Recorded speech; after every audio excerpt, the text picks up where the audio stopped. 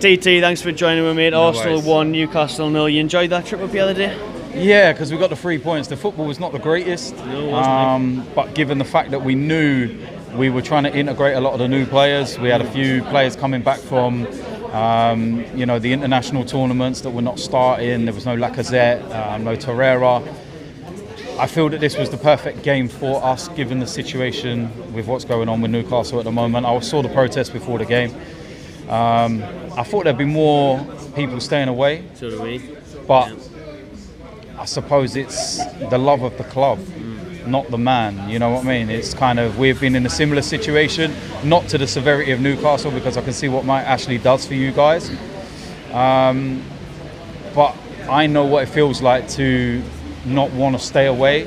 As much as your head is telling you, stay away, do your protest, show them exactly what's going on. Your heart tells you, I can't stay away, because it's not the players' fault. So you try and be there for them to support them. But I said to you last year when we was here and after we played you, I thought you lot were going to be in the relegation dogfight, and you were there or thereabouts. And I feel that what got you over the line last year was Rafa Benitez. Same. And the fact that you've gone to Steve Bruce, with all due respect to him, it's a massive downgrade. And I feel that when the going really does get tough and them hard months, is he going to be able to pull you out of it? Look at his track record. It's not a great track record. He takes everyone down. So it's tough. You need to get Andy Carroll fit and firing like he was when he played here before. Well, Him to come off the bench today could have made a difference. It could have, because it was a good time to play us in many respects, but I do feel that we controlled the game. I feel that we played at our tempo, which was very slow at times, but you never really committed us to make us raise our game. Even in them final 5 minutes, there was a couple of balls in the box, and there was nothing really that made me sit there and go, oh, I'm really shitting myself now. Do you know what I mean? And it's a sad situation for you guys, because you've got an amazing support, but that just felt flat today. Opening game of the season, when the fixtures come out, I thought, oh no. Yeah. First game for Newcastle at home, they're going to be right up for this. And especially when 6 weeks or so ago, you looked like you were going to be like the English PSG. You're all talking about you're going to sign Mbappe and God knows what. And I'm thinking, oh no, what a baptism of fire for a lot of our new guys. But it was the perfect time for us. We both got different objectives and where we want to go this season. And for us, it's 3 points in the bag. We're only going to get better. But I do fear for you lot.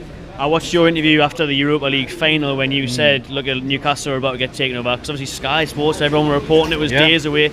You said Newcastle are going to get taken over. They're going to outspend us next year. Yeah. Now that we obviously haven't, obviously you've said Newcastle are in real danger of going down, and you actually did spend money, so it must be nice to be on the right side of that for a change. Where do you see Arsenal going this season compared to Newcastle if we're going to be stuck in a relegation battle? Well, we were one victory away from finishing in the top 3 last year, and I know that everyone was kind of losing games left, right and centre in amongst that, 3rd and 6th place and everything, and we do need a little bit of that as well. We need consistency, we need to sort out our way form, but top 4's there. If you look at the kind of money that Manchester United have spent, have they really addressed their situation? Not really. I know they sorted out their defence in some respects, but their midfield, their strikers, you look at Chelsea, they couldn't buy anyone. So it's a big opportunity for us to get back in that top 4, and if we can go and attract the kind of players that we have whilst in the Europa League, it only kind of says to me, what will we do if we get in the Champions League? And we've got a bit more money to spend, and we've got people like Raul Sanelli who have got the knowledge and the know-how to attract those big players to the club. So it's a big season for Unai Emery, because if he doesn't get into the top 4 with the money we've spent and with the backing he's had, he's out of a job, as far as I'm concerned. And no top 4, that's him out, is it? He's out of a job, as far as I'm concerned. There ain't going to be no, finish outside the top 4 and an FA Cup will do. We've got to get back in the Champions League. It's as simple as that. For Newcastle, your aim's got to be to try and survive. And then hope that Mike Ashley finally just sells. I mean, I think I'll be doing this channel and you'll still be here 20 years later and you'll probably still be here.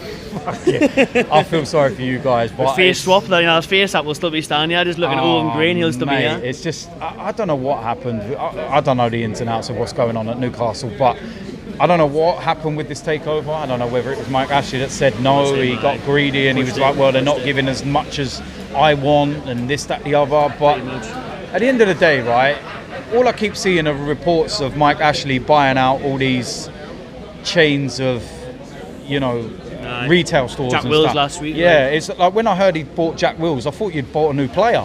Do you know what I mean? I was like, who's this guy that they just bought? But it's just kind of, I look at that and I just feel that he's more interested in the retail side of things.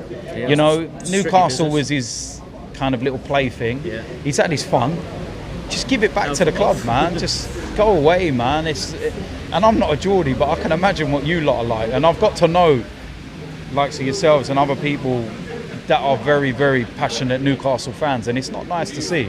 I kind of maybe feel that Arsenal fans are a bit selfish, and we might look a little bit, spoiled when you look at our situation. Well, true, right? You would look at it and go, well, fucking hell, I wouldn't mind. Yes, please. I wouldn't mind 70 odd million on Nicola Pepe, and I wouldn't mind having Aubameyang up front and Lacazette and these kind of people. But we have our own issues with the club owners and our own objectives. So I feel we had to do what we had to do to push our board.